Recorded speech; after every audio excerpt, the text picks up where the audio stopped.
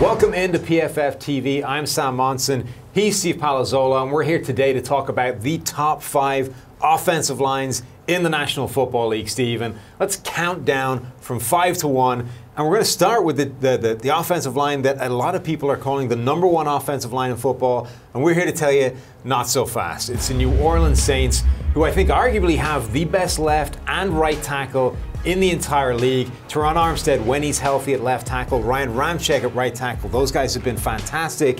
Inside of those two, though, it's not so pretty. The interior of the Saints' offensive line has not been as good, but Drew Brees has been so good at getting the ball out of his hands that often that's papered up and you just don't notice those guys. So Saints are at 5. Coming in at number 4, it's the Indianapolis Colts. I still can't believe they were putting the Colts this high. A completely different season in Indianapolis, and you know what the O-line has done has really changed this Indianapolis offense, but they are for real. They've been protecting Andrew Luck at a high rate, the best pass blocking efficiency in football over the last 4 weeks have been a huge part of what the running game has been able to do, and of course, like we said, protecting Andrew Luck. Changes in personnel over the season have put them in a better position than they were even at the start of the season. Luck's protecting them a little bit with the quicker passing game, but we account for that as well, and that's why the Colts are still the number 4 team. Coming in at number 3, we've got the Cleveland Browns, and this is like the opposite story to the New Orleans Saints because they have one of the strongest interiors of any offensive line.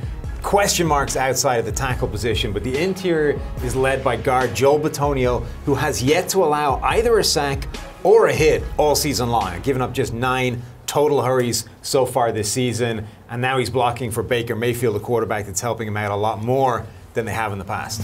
Coming in at number 2, it's the Los Angeles Rams, one of the best all-around lines, because Todd Gurley's getting a little bit of MVP hype, but they're the unsung heroes creating those holes, opening massive holes for Gurley to run through when he's running the ball, and then top 5 in pass blocking efficiency, a big part of Jared Goff being a top 5 quarterback this year as well. The Rams, one of the best offensive lines in the league, that's why they're sitting at number 2.